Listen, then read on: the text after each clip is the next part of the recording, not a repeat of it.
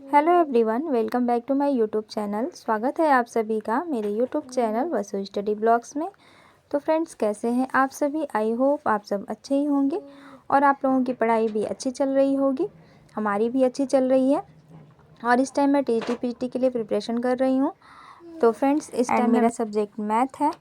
तो फ्रेंड्स, मेरे दिन की शुरुआत हुई थी आज सुबह के 5 बजे से और मैं सुबह उठने के बाद तुरंत बैठ गई थी पढ़ने। तो मैं इस टाइम पढ़ रही हूँ मैथ में कॉम्प्लेक्स नंबर। तो मेरा पहले से नोट्स बना हुआ है, मैं उसी नोट्स से अपना रिवीजन कर रही हूँ। फ़िलहाल अब टाइम ज़्यादा है नहीं, तो बस रिवीजन ही करना अच्छा रहेगा। तो 3 टॉपिक मेरा कंप्लीट हो चुका है, चौथा टॉपिक मैं स्टार्ट की हूँ। इसमें भी मैंने 2 क्लास कंप्लीट कर लिया है, तीसरा क्लास आज मैं रिवीजन कर रही हूँ। एक सिस्टर का कमेंट आया था कि सीटेट बायो के लिए सब्जेक्ट कॉम्बिनेशन क्या क्या होना चाहिए।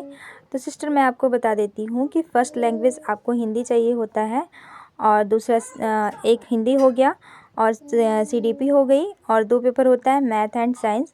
तो मैथ वालों के लिए भी होता है और साइंस वालों के लिए होता है, चाहे आप बायो से हो या फिर मैथ से हो, आपको दोनों पेपर देना है। तो ये 60 नंबर का ये हो गया और आपको सेकंड लैंग्वेज में या फिर इंग्लिश या तो संस्कृत, आप दोनों में से कोई एक चूज कर सकती हैं। तो ये आई होप आपको क्लियर हो गया होगा कि सीटेट के लिए क्या क्या चाहिए होता है सब्जेक्ट, और ये पेपर 2 के लिए मैंने बताया है।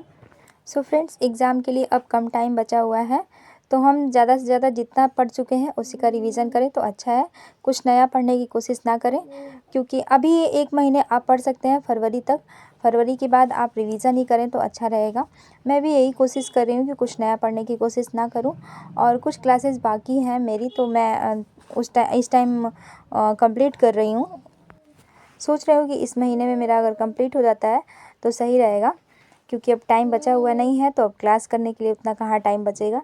इससे अच्छा हम रिवीजन करें। मैं सोच रही हूँ कि एक टॉपिक का कम से कम 4 या 5 बार, हो सकता है अगर ज़्यादा बार मैं कर सकूँ तो वो अच्छा रहेगा मेरे लिए, क्योंकि मैथ ऐसा सब्जेक्ट है, इस पे जितनी प्रैक्टिस की जाएगी उतना ही हमारा सब्जेक्ट अच्छा होता चला जाएगा।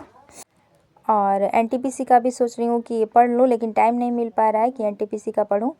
तो एनटीपीसी अभी उतना नहीं ध्यान दे रही हूँ। अगर टाइम मिल जाएगा तो मैं देख लूँगी, 1 महीने भी 2 महीने भी मिल जाएगा टाइम, मार्च से लेकर अप्रैल तक। अगर अप्रैल में एग्ज़ाम हो गया तब तो मैं नहीं पढ़ पाऊँगी, मैं टीजीटी पे ही फोकस कर रही हूँ।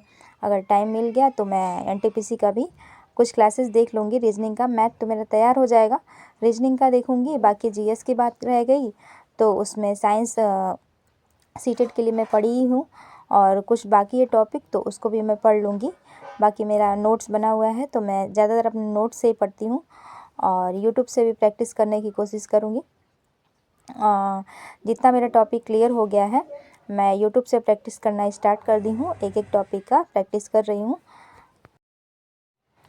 और जितना मैं मॉर्निंग में अच्छे से पढ़ लेती हूँ उतना मैं दोपहर में अच्छे से पढ़ नहीं पाती हूँ, क्योंकि काम भी करना रहता है, बच्चा भी देखना है।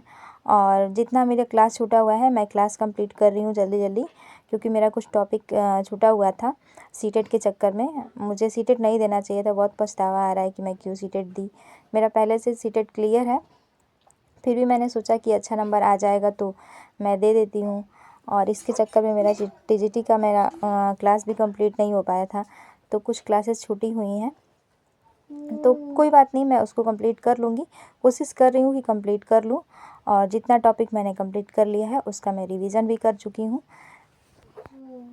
कभी कभी ऐसा लगता है कि काश और टाइम मिल गया होता तो और अच्छे से पढ़ लेते, लेकिन कोई बात नहीं, जितना सोचेंगे उतना ही टाइम अगर हमको मिलता जाएगा तो फिर हम लापरवाह होते चले जाएंगे। और यही सबका हाल होता है, मेरा ही हाल नहीं है, लापरवाही सबके अंदर हो जाती है। और एग्ज़ाम डेट टल जाती है तो फिर हम सोचते हैं कि अरे चलो यार फिर बाद में पढ़ लेंगे, तो ये बाद वाला काम ठीक नहीं होता है। तो जितना टाइम मिला है उसको हम अपने पढ़ाई में यूज़ करें तो यही अच्छा रहेगा। अब यही टाइम हमारे लिए है, क्योंकि हमें तो बस एक सीट से मतलब है। कैसे भी करके कोई भी कुछ करना पड़े, जितना मेहनत करना पड़े उतना मेहनत करके हमें बस एक सीट हासिल करनी है, कैसे भी करके। बाकी आप भगवान के ऊपर छोड़ दो, जो होगा देखा जाएगा। बाकी जितना मेहनत आप कर सकते हो उतना मेहनत करो। सो फ्रेंड्स, दोपहर के टाइम मैं अपना सारा काम फिनिश करके फिर से बैठ गई थी पढ़ने, और मैंने 2 क्लास कंप्लीट कर लिया था। 2 क्लास करने के बाद मैं फिर यहाँ रिवीजन कर रही हूँ अलजेब्रा का। अलजेब्रा मेरा 13 क्लास है, तो 13 क्लास में से मैं 4 क्लास कंप्लीट कर चुकी हूँ। तो मैं एक एक क्लास कर करके रिवीजन कर रही हूँ। इसी में से मैंने आप लोगों से शेयर भी किया था कि मैं जब भी नोट्स बनाती हूँ तो क्लास वाइज ही बनाती हूँ। इससे ये रहता है कि जो भी आपके डाउट वाले क्वेश्चन होते हैं वो आप फिर से दोबारा देख सकते हैं, जो समझ में ना आए तो इसलिए सही रहता है।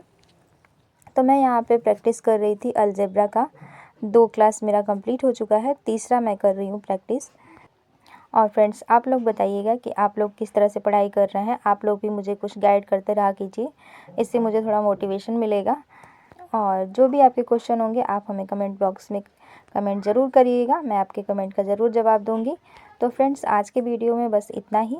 मिलता है नेक्स्ट वीडियो में, तब तक के लिए फ्रेंड्स बाय बाय।